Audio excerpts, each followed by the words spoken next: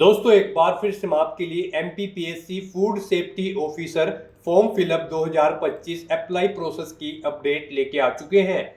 कैसे आप खाद्य सुरक्षा अधिकारी भर्ती का फॉर्म अप्लाई कर सकते हो। यहां पर एफएसओ पोस्ट के लिए 120 वैकेंसीज निकली हुई है, जिसके लिए आपसे ऑनलाइन आवेदन पत्र मंगाए जा रहे हैं। ऑल इंडिया से मेल फीमेल अप्लाई कर सकते हैं। लास्ट डेट की अपडेट है, केवल 2 दिन शेष रह गए हैं। आप जल्द से जल्द अपने फॉर्म अप्लाई कर ले, कहीं मौका हाथ से छूट न जाए। ऑनलाइन अप्लाई करते समय आपको कोई भी ऐसी गलती या फिर मिस्टेक नहीं करनी होगी जिसको करने से आपके एप्लीकेशन फॉर्म रिजेक्ट हो सकते हैं। अप्लाई करते समय आपको कुछ महत्वपूर्ण बातों का भी ध्यान रखना होगा, तभी आपके फॉर्म सक्सेसफुली सबमिट किए जाएंगे।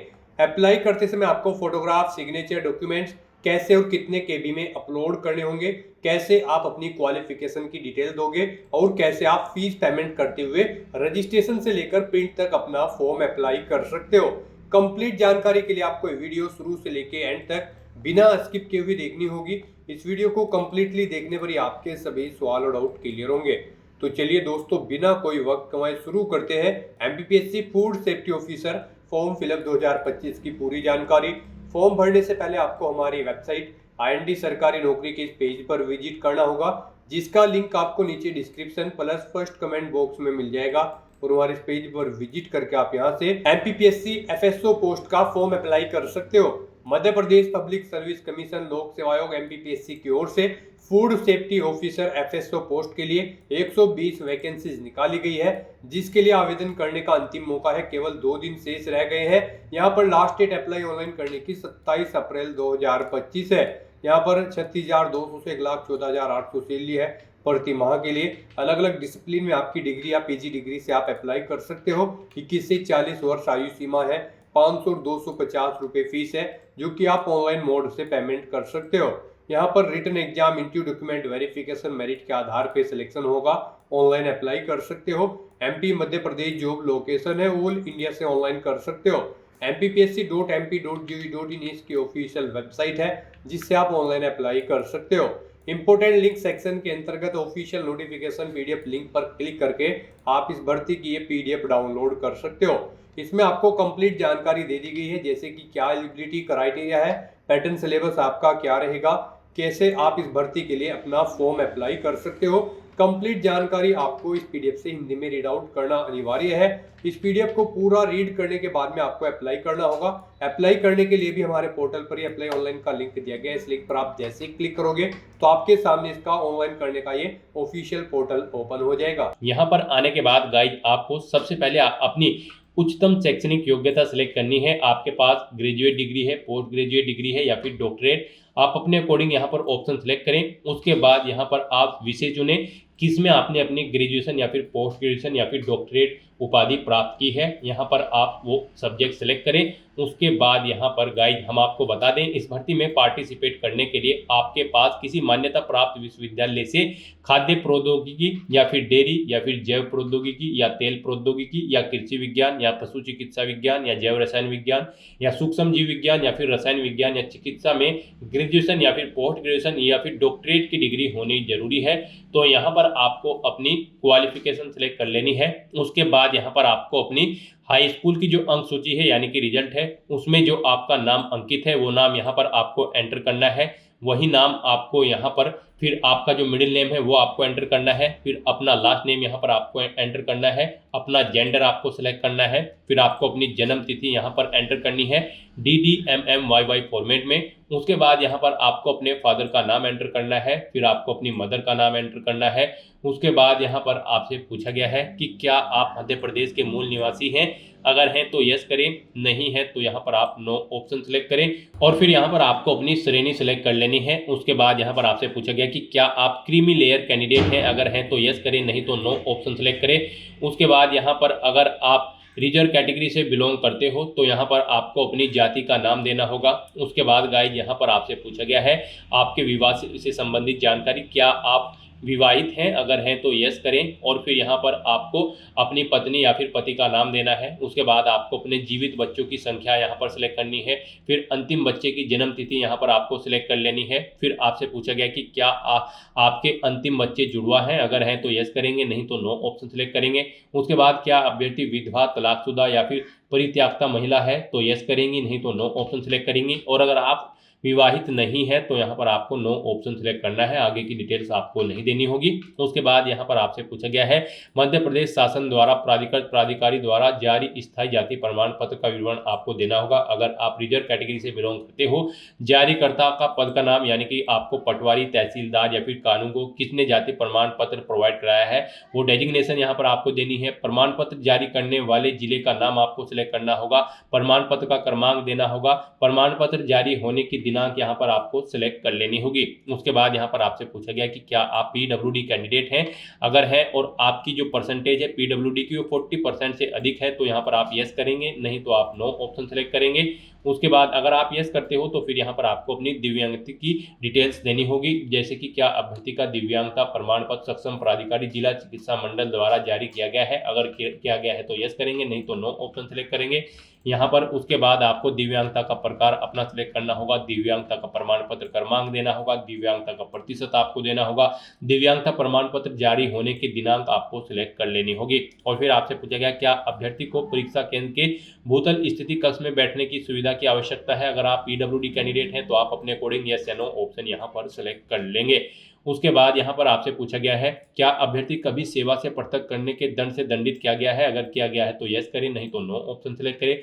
क्या आपके विरुद्ध कोई आपराधिक प्रकरण लंबित है, अगर है तो यस करेंगे, नहीं तो नो ऑप्शन सेलेक्ट करेंगे। फिर आपसे पूछा गया कि क्या आप आयोग की किसी परीक्षा अथवा चयन की विवर्जित अवधि में हैं, अगर है तो यस करें और फिर आप एलिजिबल नहीं होंगे तो यहाँ पर आपको नो ऑप्शन सेलेक्ट करना होगा। उसके बाद आपसे पूछा गया कि क्या अभ्यर्थी मध्य प्रदेश शासन अथवा उसके नगर सैनिक निगम मंडल स्वासी संस्थाओं में सेवारत है, अगर है तो यस करेंगे और फिर उसकी डिटेल देंगे, जैसे कि क्या आपके पास मध्य प्रदेश राज्य के रोजगार कार्यालय में जीवित पंजीयन है, अगर है तो यस करेंगे, नहीं तो नो करेंगे। पंजीकरण क्रमांक देंगे और अगर नहीं है तो यहाँ पर आपको नो ऑप्शन सेलेक्ट करना है। उसके बाद यहाँ पर आपसे पूछा गया है यदि आप सेवारत हैं तो नियुक्त अधिकारी को सूचित किया है तो यस करें, नहीं तो नो ऑप्शन सेलेक्ट करें।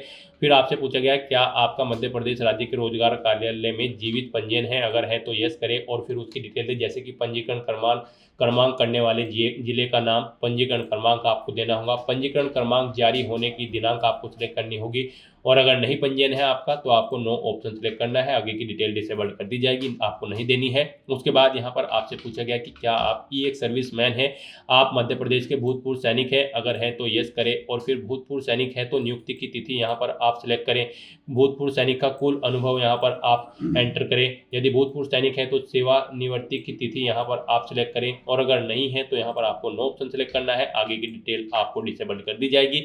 उसके बाद यहाँ पर आपसे पूछा गया है कि क्या आप मध्य प्रदेश शासन द्वारा अनुसूचित जाति, अनुसूचित जनजाति एवं पिछड़ा वर्ग कल्याण विभाग की अंतरजातीय विवाह योजना के अंतर्गत पुरस्कृत स्वर्ण पार्टनर है, अगर है तो यस करें, नहीं है तो आप नो ऑप्शन सेलेक्ट करें।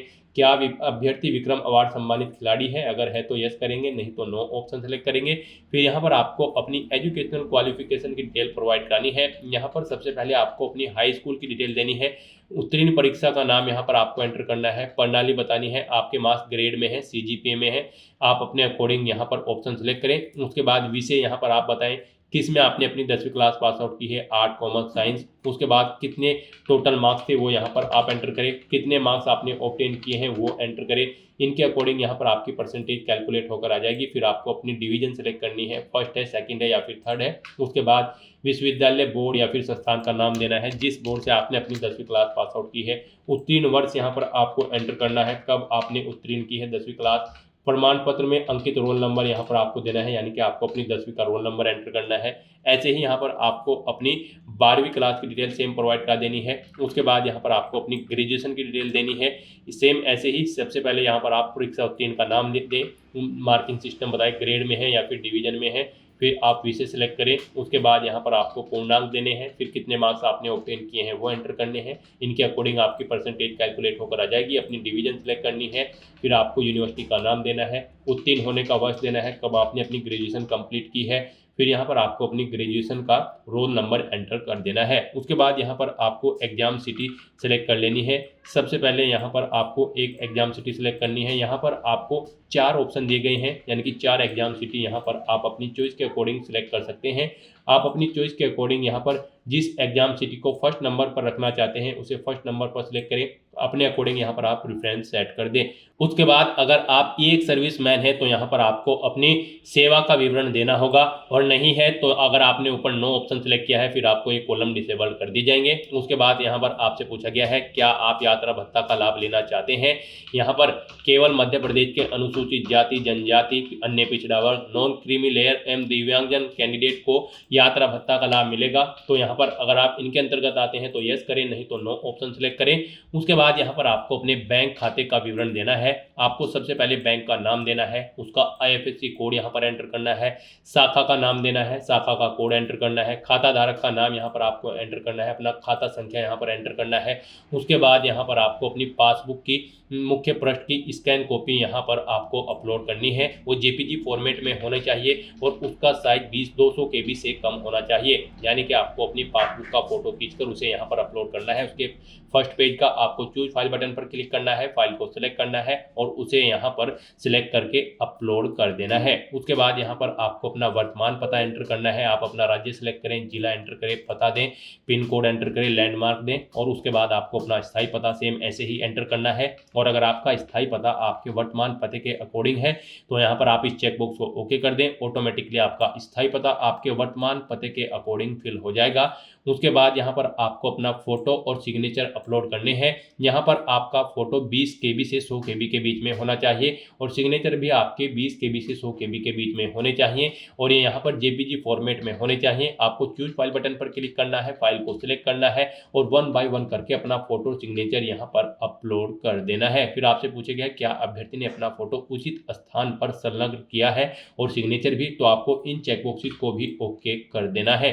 उसके बाद यहाँ पर आपसे आपका मोबाइल नंबर आपको एंटर करना है, फिर अपना ईमेल एड्रेस यहाँ पर आपको एंटर करना है। उसके बाद यहाँ पर आपको घोषणा पत्र में आकर इस चेकबॉक्स को ओके करना है। यहाँ पर आकर आपको फिर इस पेज को नीचे स्क्रॉल डाउन करते हुए ये कैप्चा कोड यहाँ पर एंटर करना है और उसके बाद गाइड यहाँ पर आपको नेक्स्ट के इस ऑप्शन पर क्लिक कर देना है। नेक्स्ट आपको आपके एप्लीकेशन फॉर्म का पूरा प्रीव्यू यहाँ पर शो कर दिया गया है, जो डिटेल्स आपने फिल की है। यहाँ पर आपको सभी डिटेल केयरफुली चेकआउट करनी है, पेज को नीचे स्क्रॉल डाउन करना है और उसके बाद गाइड यहाँ पर आपको अब प्रोसीड टू पेमेंट के इस ऑप्शन पर क्लिक कर देना है। नेक्स्ट आपको फीस पेमेंट के इंटरफेस पर रिडायरेक्ट कर दिया गया है। यहाँ पर आप net banking, debit card, credit card या फिर UPI के माध्यम से अपना फीस पेमेंट कर सकते हो। यहाँ पर UPI ऑप्शन आपके लिए बेस्ट रहेगा, आप UPI ऑप्शन सेलेक्ट करें। उसके बाद पेटीएम या फिर पे government India NDML for government of India option select करें। यहाँ पर आप पेटीएम का ऑप्शन सेलेक्ट कर लें। उसके बाद आपके सामने यहाँ पर कुछ इस तरह से इंटरफेस ओपन होगा। अब यहाँ पर आपको आपकी कैटेगरी के अकॉर्डिंग एप्लीकेशन फीस का अमाउंट शो कर दिया गया है। गाइस यहाँ पर हम आपको बता दें, जनरल और अदर स्टेट कैंडिडेट के लिए 500 रुपये फीस है। OBC, EWS, SC, ST, PWD candidate के लिए 250 रुपये फीस है। यहाँ पर 40 रुपये पोर्टल चार्ज है, इसलिए यहाँ पर आपको अपनी फीस में 40 रुपये और ऐड करके जमा कराने होंगे। तो यहाँ पर अब आपको सबमिट के इस ऑप्शन पर क्लिक करना है। उसके बाद आपके सामने यहाँ पर कुछ इस तरह से इंटरफेस ओपन हो जाएगा। अब यहाँ पर आप इस QR कोड को स्कैन करें और अपना फीस पेमेंट कर दें। सक्सेसफुली फीस पेमेंट करने के बाद यहाँ पर आपका एप्लीकेशन फॉर्म सबमिट हो जाएगा। उसके बाद आपको अपने एप्लीकेशन फॉर्म का एक हार्ड कॉपी प्रिंट आउट ले लेना है, फ्यूचर यूज के लिए, फ्यूचर रेफरेंस के लिए। तो दोस्तों ऐसे आप Madhya Pradesh public service commission food safety officer की इस पोस्ट के लिए अपना फॉर्म अप्लाई कर सकते हो बिना कोई मिस्टेक किए हुए। आज की इस वीडियो में बस इतना ही। आई होप ये वीडियो आपको पसंद आई होगी। अगर पसंद आई हो तो इसे लाइक और शेयर करें। चैनल पर नए हो तो इसे सब्सक्राइब कर लें। Thanks for watching.